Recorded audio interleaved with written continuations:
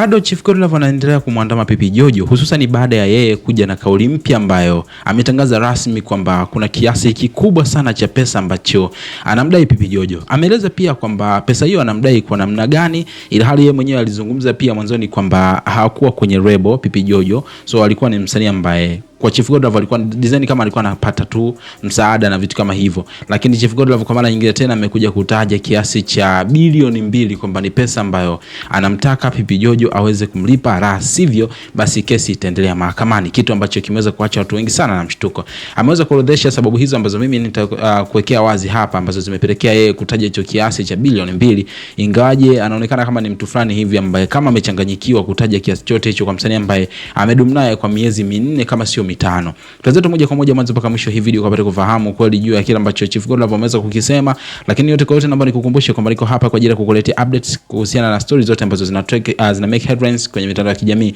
Kwa hiyo point ya msingi, tazama chini ya hii video, bonyeza neno subscribe hapo, like video, kisha kwenye sehemu ya comment utakuja kunacha maoni yako kutokana na kile ambacho utakomeza kukitazama katika hii video. Mimi naitwa Gabby Official na hii ni Bongo Vibe, channel namba 1 kwa ajili ya kuhakikisha kwamba nakuletea updates zote kwa wakati sahihi kabisa. Sasa kama ambavyo nimeweza kukusanua, ni muda kidogo umepita tangu Pipi Jojo pamoja na Chief Godlove kila mmoja alivyoanza maisha yake mapya. Tunafahamu kitu pekee ambacho Pipi Jojo aliambulia kutoka kwa Chief Godlove wakati anaondoka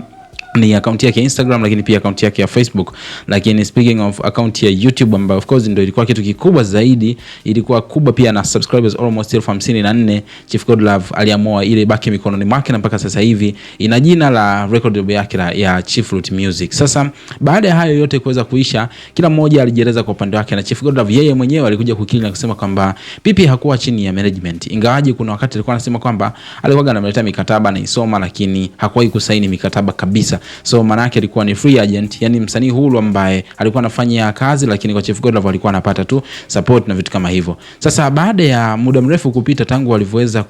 kila mmoja kuweza kumind mitikasi yake, bwana Chief Godlove ameibuka kwa maana nyingine tena na kutaja kwamba anamdai Pipi Jojo kiwango cha pesa bilioni 2, ambapo watu wameshangaa sana na kujiuliza pesa hizo zinatokana na nini hasa. Chief Godlove anasema kwamba tangu Pipi Jojo alipofika hakuaga na chochote, lakini pia Pipi alikuwa ni mmoja tu ambao walikuwa wanafanya expenditure kubwa sana ya maana. Yani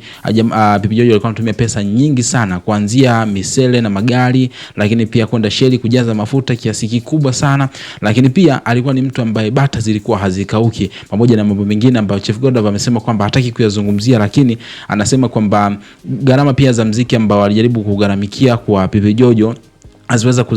hazikuweza kuzaa matunda hata 2% ya kila ambacho aliweza kukitumia kwenye promotion. So amesema kwamba alimtengeneza mpaka kufikia pale, kwa hiyo anahitaji kupewa hizo pesa ikiwa ni fidia ya muda pamoja na pesa ambazo aliweza kuzipoteza, lakini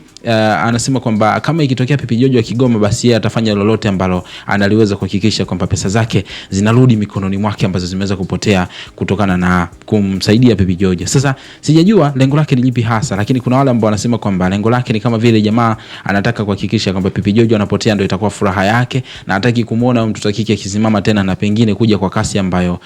hakuwa nayo hata kipindi ambayo alikuwa naye. Comment yako ni ipi kuhusiana na hiki? Tuambie kwenye sehemu ya comment hapo. Nadhani ni sahihi kwa hiki Chief Godlove anachokizungumza, au ni mauzauza tu, pengine jamaa anaona wivu Pipi Jojo kuweza kuperform ama kurudi kwenye mstari kama ilivyokuwa mwanzo? Tuambie kwenye sehemu ya comment hapo, lakini usisahau kusubscribe kwa ajili ya kupata updates katika video zijazo.